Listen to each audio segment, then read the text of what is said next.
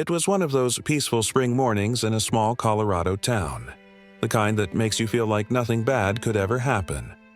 Birds chirped lazily from tree branches, a soft breeze carried the smell of fresh-cut grass, and sunlight poured gently through the windows of the McCarthy home.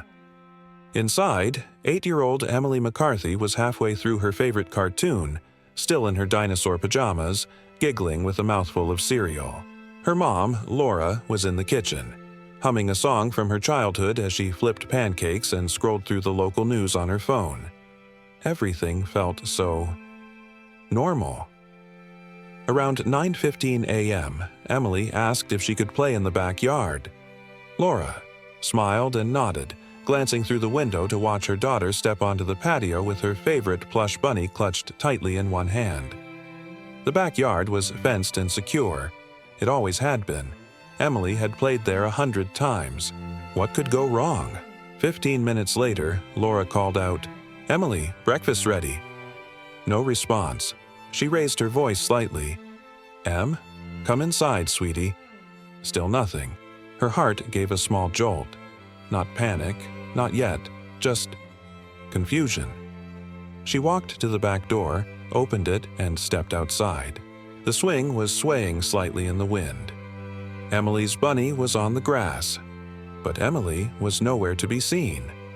At first, Laura called her name in a sing-song voice, assuming Emily was playing hide-and-seek again.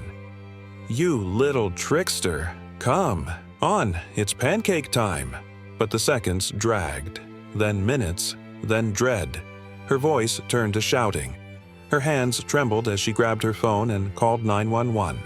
Her scream echoed across the quiet neighborhood. "My daughter is missing!"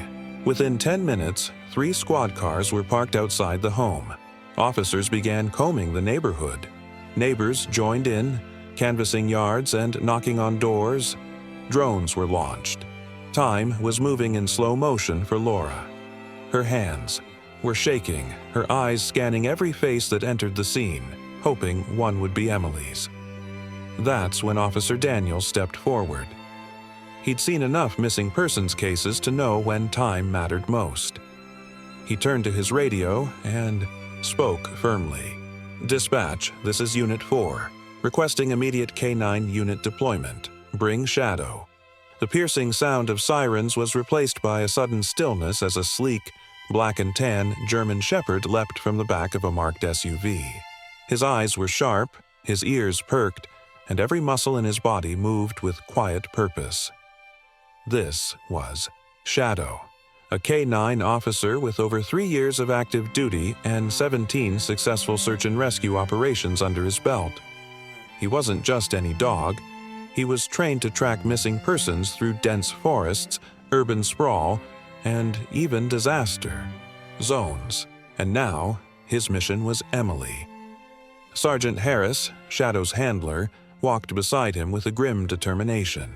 The two shared a bond deeper than words.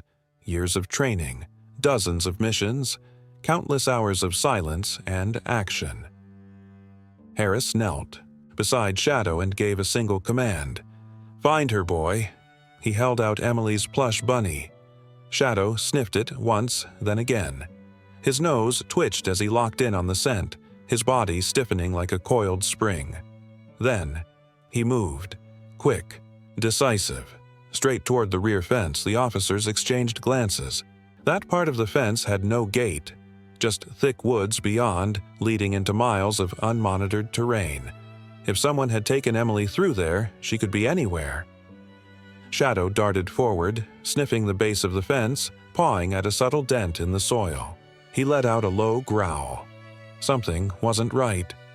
Sergeant Harris noticed it too. The grass was flattened. There were drag marks. Someone had pulled her under. "She didn't just wander off," Harris muttered. "She was taken." Shadow bolted into the trees, his leash loose, his nose inches above the ground. The officers followed, stumbling over roots and ducking branches. But Shadow never slowed.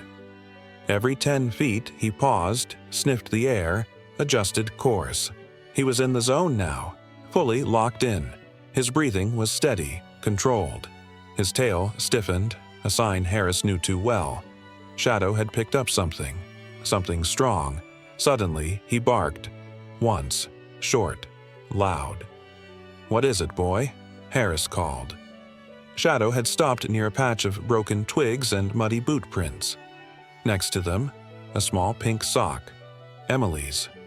Harris picked it up with a gloved hand, eyes wide. She was here, not long ago. They weren't just searching. Now, they were hunting, and Shadow was leading the charge. The forest was no place for hesitation. As the sun dipped lower, its orange glow barely pierced the thick canopy above. The once peaceful woodland now felt like a shadowy labyrinth, twisted, unpredictable, and hostile. Shadow surged ahead, weaving through trees and ducking under low branches with astonishing agility. His powerful legs kicked up leaves and dust as he followed Emily's scent trail. It was faint now, tangled with the scent of fear, sweat, and something else. Unfamiliar. Sergeant Harris and the team trailed closely behind, breath ragged, weapons ready. Each crack of a twig underfoot made hearts pound harder. But Shadow, he didn't flinch. His focus was absolute. Suddenly, Shadow halted. He stood frozen beside a clearing, his nose to the wind, body tight like a drawn bow. Harris caught up and crouched low. "Talk to me, boy. What do you smell?" Shadow whined lowly and circled a mossy tree. There, at its base, was a small piece of duct tape, stuck with a single blonde hair, and just a few feet away, fresh footprints. Heavy boots, adult-sized, moving west. Shadow barked sharply, the sound slicing through the forest silence. "They're on the move," Harris growled into his radio. "Repeat, we've got a confirmed trail. Suspect is mobile with the girl." The team sprang into formation. Harris let go of Shadow's leash. "Go! Let's finish this." Shadow sprinted forward, wind slicing past his ears, tail straight out behind him. His instincts fired like lightning. Every snapped branch and overturned rock screamed direction to him. He led the team down a steep embankment, across a narrow creek, then into another thicket. And then they saw it, a rundown cabin, half collapsed, hidden deep in the woods. No driveway, no visible path.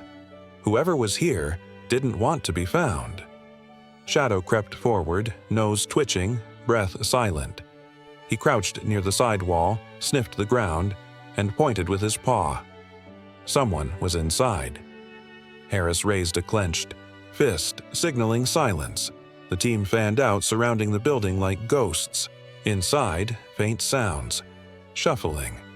A low whimper. "Emily," Harris whispered. "On my count. 3, 2. But Shadow didn't wait. With a growl erupting from his chest, he charged through a broken side panel, exploding into the cabin with fearless energy. A scream, a shout, and then chaos. The moment Shadow burst into the cabin, the musty air exploded with panic. A man in a torn hoodie spun around, shocked by the sudden blur of fur and fury charging at him. His eyes widened as Shadow launched with all his strength, knocking the man flat onto the creaky wooden floor. The kidnapper fought back, swinging a rusted metal rod wildly, but Shadow held his ground, teeth bared, growling deep like a thunder rolling through the room.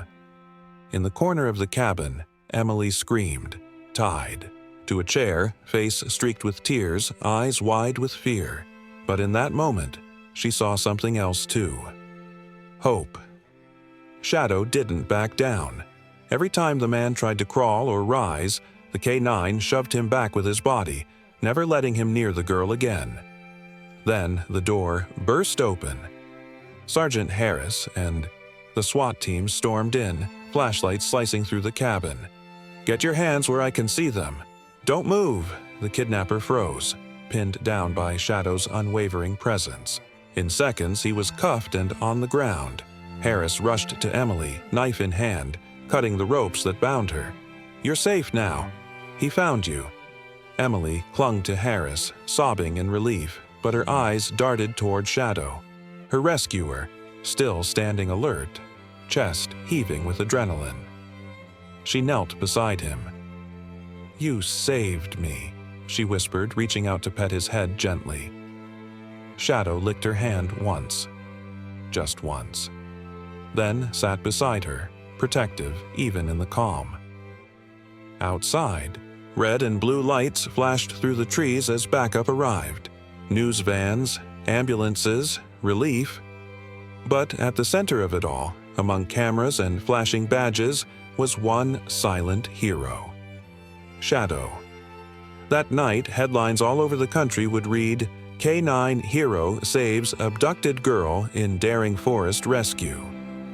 And in the quiet halls of the precinct, Sergeant Harris placed a custom-made badge around Shadow's neck.